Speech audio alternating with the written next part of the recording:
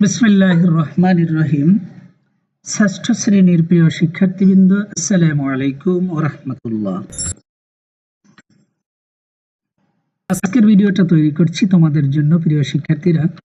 তোমাদের ইসলাম শিক্ষা পাঠ্যপুস্তকের চতুর্থ অধ্যায়ের আখলাকের উপরে পার্ট 1, 2, 3 আখলাক, সত্যবাদিতা, পিতামাতার প্রতি কর্তব্য, এই তিনটা টপিকসের উপরে আজকে ভিডিও।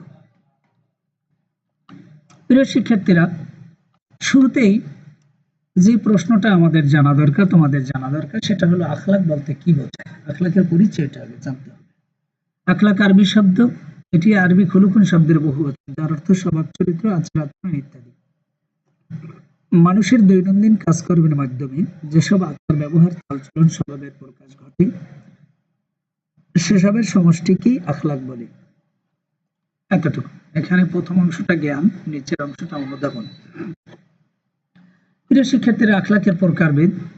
মানুষের জীবনে আখলাক দুই ধরনের হয়, চরিত্র দুই ধরনের হয়, গুড সাইড, ব্যাড সাইড। ভালো আচরণগুলোকে বলা হয় আখলাকে হামিদা, আর মন্দ আচরণগুলোকে বলা হয়, নিন্দনীয় আচরণগুলোকে বলা হয় আখলাকে জামিমা। এবার জানতে হবে আমাদের আখলাকে হামিদা বলতে কি বোঝায়। চলো আমরা জেনে নেই আখলাকে হামিদা। এই ক্ষেত্রেও আখলাকে হামিদা আরবি শব্দ। আখলাক শব্দের অর্থ স্বভাব, চরিত্র। হামিদা শব্দের অর্থ প্রশংসনীয়। সুতরাং আখলাকে হামিদা শব্দের অর্থ দাঁড়ায় প্রশংসনীয় চরিত্র। ইসলামী পরিভাষা মানুষের দৈনন্দিন কাজকর্ম, আচার আচরণ, বাচনভঙ্গির মাধ্যমে যে প্রশংসনীয় স্বভাবের প্রকাশ পায় তাকে আখলাকে হামিদা বলা হয়। যেমন সততা, আমানতদারিতা, ছোটদের প্রতি স্নেহ, বড়দের সম্মান, পিতামাতার প্রতি সম্মান, ধৈর্য, দেশপ্রেম, শালীনতা ইত্যাদি। এই ভালো গুণগুলো আখলাকে হামিদার অন্তর্ভুক্ত।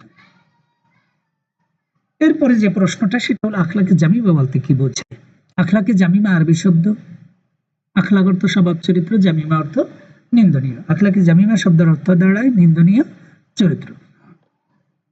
ইসলামী পরিভাষা মানুষের দৈনন্দিন কাজকর্ম, আচার আচরণ, বাচনভঙ্গির মাধ্যমে যে নিন্দনীয় স্বভাবের প্রকাশ পায় তাকে আখলাকে জামিমা বলে। যেমন মিথ্যা, গীবত, পরনিন্দা, পরচর্চা, অহংকার, হিংসা, বিদ্বেষ, সুদ, ঘুষ ইত্যাদি। এরপরে প্রিয় শিক্ষার্থীরা, আমাদের যে প্রশ্নটা, সেটা হলো মানব জীবনে আখলাকে হামিদার গুরুত্ব, অথবা আমাদের চরিত্র উত্তম হওয়া, সুন্দর হওয়া আবশ্যক কেন। এখানে আখলাকে হামিদা, চরিত্র বলতে আখলাকে হামিদাকে বোঝানো হয়েছে। তাহলে শুরুতেই এই সবুজ অংশটা আখলাকের পরিচয় দেওয়া হয়েছে। হ্যাঁ, সমষ্টি আখলাক। আখলাকের পরিচয় জ্ঞান। মানুষের জীবনে আখলাকের গুরুত্ব অপরিসীম, অর্থাৎ আখলাকে হামিদার গুরুত্ব অপরিসীম।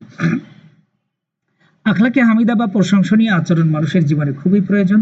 সুন্দর আচরণের মাধ্যমে মানুষের মাঝে বন্ধুত্ব তৈরি হয়, সুসম্পর্ক, সৌহার্দ্যভাব বজায় থাকে, পারস্পরিক লেনদেন অনেক সহজ হয়ে যায়, জীবন হয়ে ওঠে মধুময়। এছাড়াও আখলাকে হামিদার কারণে যেটা হয়, কিয়ামতের দিন আখলাকে হামিদার অধিকারী ব্যক্তির মিজানের পাল্লাটা ভারী হবে।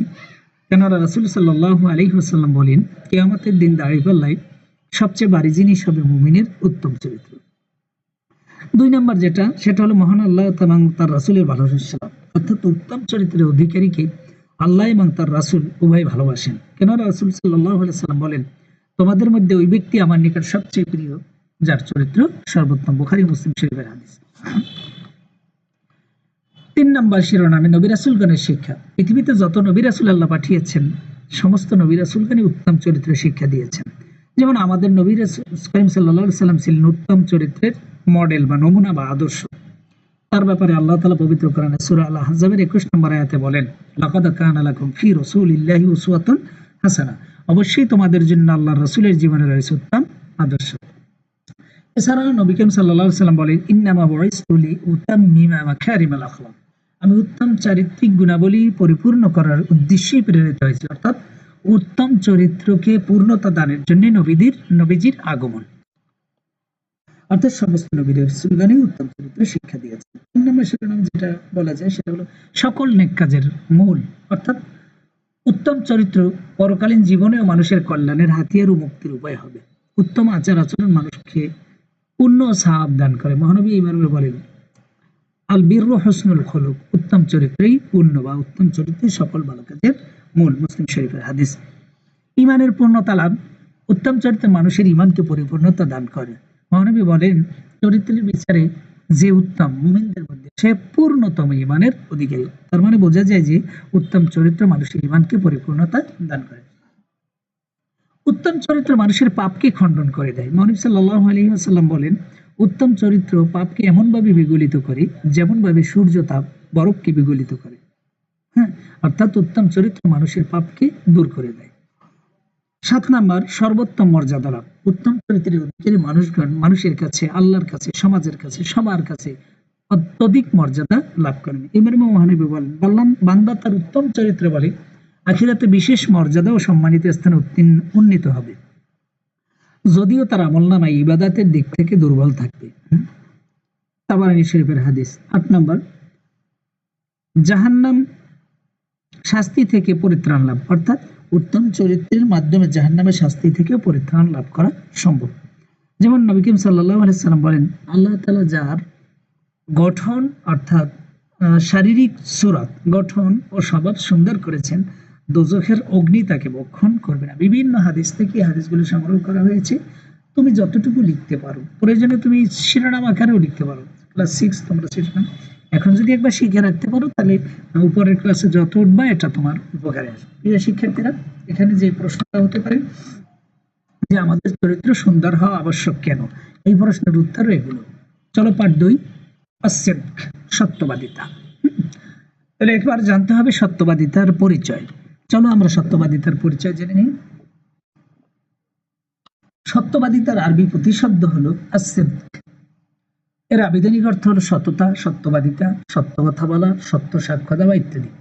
ইসলামের ভাষায় যা বাস্তব, যা প্রকৃত, সেই বাস্তব বা প্রকৃত ঘটনা যথাযথ প্রকাশ করাকে, হুবহু প্রকাশ করাকে সত্যবাদিতা বলে। যে ব্যক্তির মধ্যে এই মহৎ গুণ রয়েছে তাকে বলা হয় সাদিক বা সত্যবাদী, অর্থাৎ যিনি সত্য কথা বলেন তাকে সাদিক বলে। বাংলায় মাঝে সাদেক বলি আর কি। এরপরে যে প্রশ্নটা সেটা হলো সত্যবাদিতার উপকারিতা ব্যাখ্যা করো বা বর্ণনা করো। এই ধরনের প্রশ্ন সত্যবাদিতার সংজ্ঞাটাই উপরে দিয়ে নিবে। হ্যাঁ, তাহলে সত্যবাদিতার বেশ কিছু উপকারিতা আমি এখানে তুলে ধরেছি। 1 নম্বর, যে সত্য কথা বলে তাকে সবাই ভালোবাসে, সম্মান করে। 2, সত্যবাদী দুনিয়াতে যেমন সম্মানের অধিকারী হন, তেমনি ভাবে আখিরাতেও পরম সুখ লাভ করবেন জান্নাতে। অর্থাৎ জান্নাত লাভ করবেন। 3 নম্বর, আর যে সত্য কথা বলে তাকে সবাই বিশ্বাস করে। হাদিসে মহানবী সাল্লাল্লাহু আলাইহি ওয়াসাল্লাম বলেন, সত্যবাদিতা মানুষকে পুণ্যের পথ দেখায়, পরিচালিত করে, আর পুণ্য বেহেশতের পথে পরিচালিত করে। সত্যবাদিতা মানুষকে জান্নাতে নিয়ে যায়। 5 নম্বর, পবিত্র কোরআনে কারিমে সত্যবাদীকে জান্নাত দানের কথা বলা হয়েছে। আল্লাহ তাআলা বলেন, এই তো সেদিন যেদিন সত্যবাদীগণ তাদের সততার জন্য উপকৃত হবে, তাদের জন্য রয়েছে জান্নাত যার তলদেশে ঝর্ণা দ্বারা প্রবাহিত রয়েছে, আর সেখানে তারা চিরকাল থাকবে। সূরা মাইদা আয়াত 119। 5 নম্বর শিরোনাম হলো রাসূলের গুণে গুণান্বিত হওয়া, অর্থাৎ রাসূলুল্লাহ সাল্লাল্লাহু আলাইহি সাল্লাম ছিলেন সত্যবাদিতার মূর্ত প্রতীক। তিনি জীবনে কখনোই মিথ্যা কথা বলেননি, সত্য বলছেন। এই জন্য আরবের লোকেরা তাকে আল আমিন বলতেন। আর তো রাসূলের এই সত্যবাদিতা গুণে আমরা নিজেকে গুণান্বিত করব। এরপরে যে সম্পর্ক প্রশ্নটা এখানে আছে সেটা হলো, কাকে আল আমিন বলা হতো ব্যাখ্যা করো। তাহলে জ্ঞান হলো, আমাদের প্রিয় নবী হযরত মুহাম্মদ সাল্লাল্লাহু আলাইহি ওয়াসাল্লামকে আল আমিন বলা হতো বা বলা হয়। আমাদের প্রিয় নবী হযরত মুহাম্মদ সাল্লাল্লাহু আলাইহি ওয়াসাল্লাম ছিলেন বাল্যকাল থেকে সকলের নিকট সত্যবাদী ও বিশ্বাসী বলে প্রসিদ্ধ ছিলেন। তাই সবাই তাকে আল আমিন বলে ডাকত এবং সম্মান করত। তিনি জীবনে মিথ্যা কথা বলেননি, প্রাণের শত্রুরাও তাকে মিথ্যাবাদী বলতে পারেননি, আর এই জন্যই তাকে আল আমিন বলা হতো। সত্যবাদিতা সম্পর্কে আব্দুল কাদের জিলানী রাহমাতুল্লাহ আলাইহির একটি ঘটনা রয়েছে। চমৎকার ঘটনা, তো তোমরা জানো। তিনি লেখাপড়া করার উদ্দেশ্যে বাল্যকালে তিনি বাগদাদে গমন করেন। তো বাগদাদ যাওয়ার সময় তার মা তাকে বলে দিলেন যে ওলা সব সময় সত্য কথা বলবে। পথিমধ্যে যাওয়ার সময় ডাকাত তাদের কাফেলার উপরে হামলা করে। ডাকাত দল একে একে সবাইকে তল্লাশি করে যার কাছে যা পেলেন সব নিয়ে গেলেন। অবশেষে বালক আব্দুল কাদেরকে জিজ্ঞেস করলো ডাকাতদের কোনো একজন, হে বালক, তোমার কাছে কিছু আছে কি?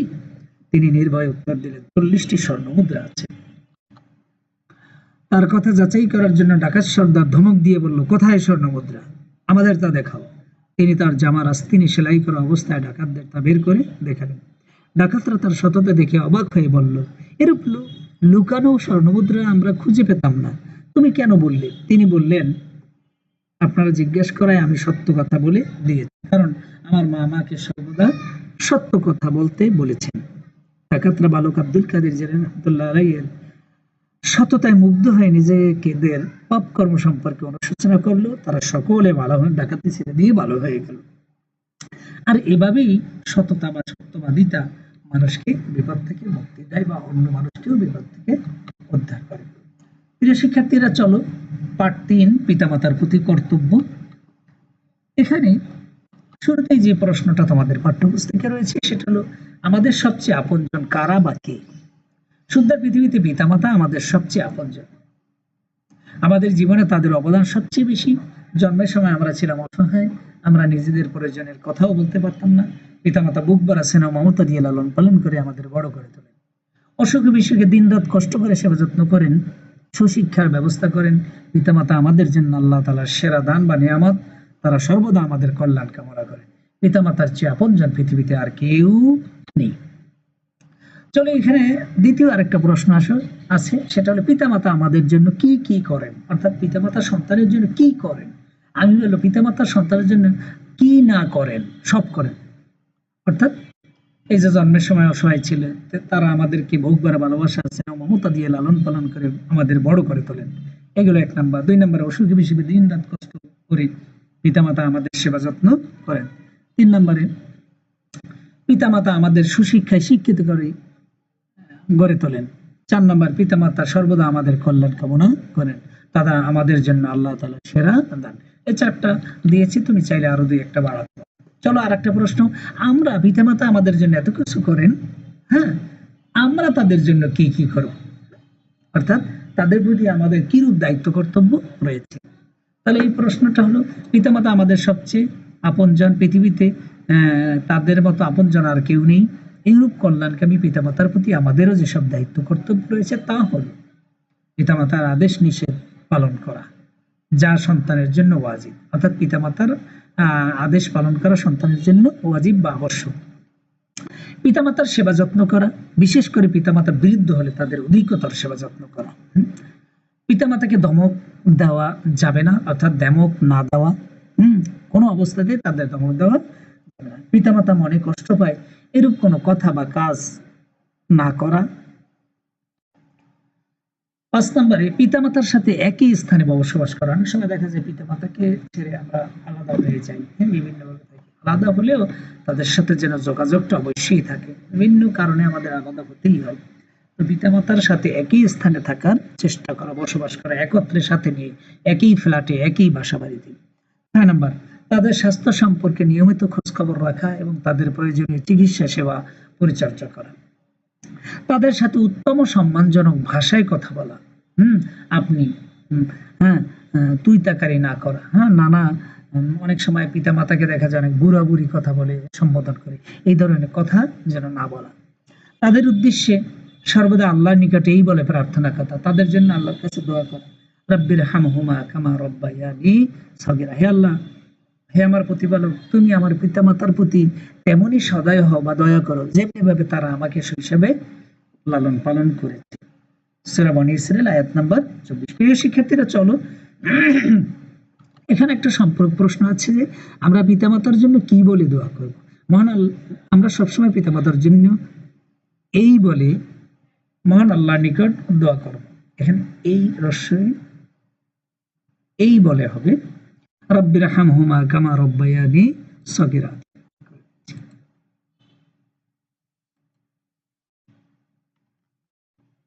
অর্থাৎ এটা যেহেতু আগের পাঠে চলে গেছে, আগের প্রশ্নে, তাহলে তারপর আমরা একটু দেখিনি।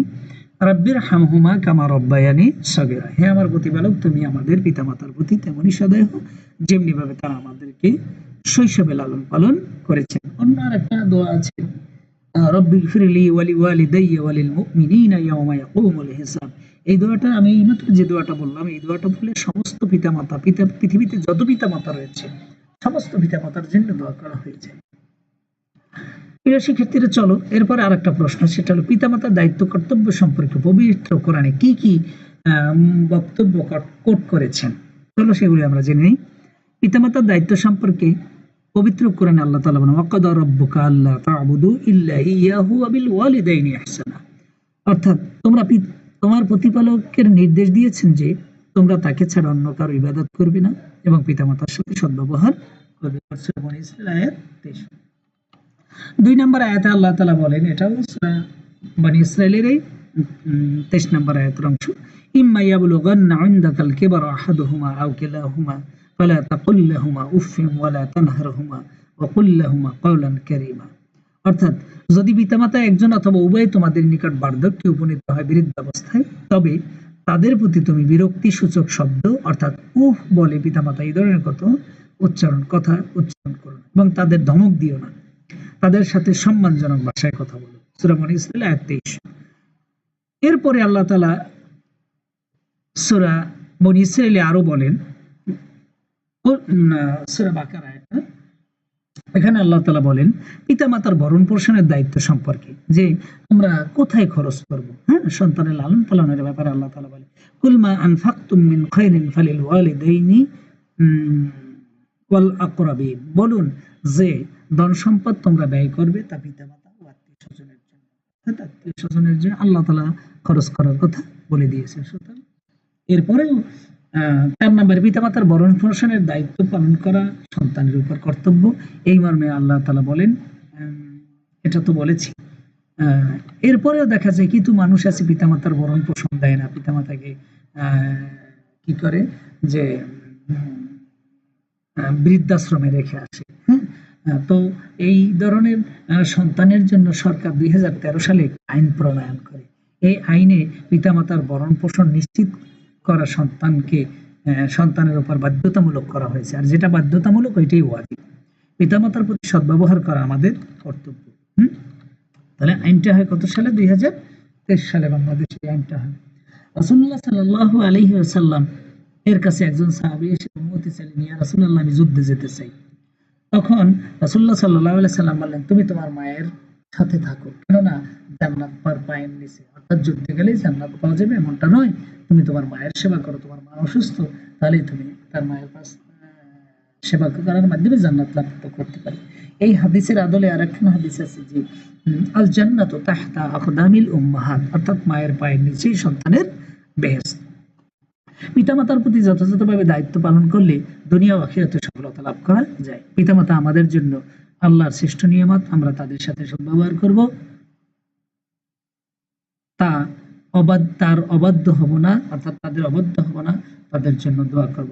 আল্লাহ তাআলা আমাদেরকে উত্তম চরিত্রের অধিকারী হওয়া, সব সময় সত্য কথা বলা, পিতামাতার বাধ্য সন্তান পিতামাতার সেবা শুশ্রূষা করার তৌফিক দান করুন সকল বলি আমিন।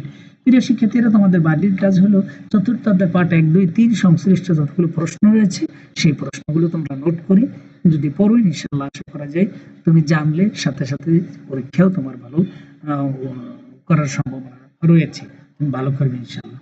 তারপরে বলছি, তোমাদের যদি আমার ক্লাসটা ভালো লেগে থাকে সবাই লাইক করবে, কমেন্টস করবে, জানাবে। তুমি যদি উপকৃত হও তাও জানাবে। আরো যদি কোনোভাবে তোমার উপকারে আমি আসতে পারি সেটাও জানাবে। আজকের মতো এখানেই তোমাদের কাছ থেকে বিদায় নিচ্ছি। সবাইকে ধন্যবাদ জানিয়ে শেষ করছি। আসসালামু আলাইকুম ওয়া রাহমাতুল্লাহি ওয়া বারাকাতুহু।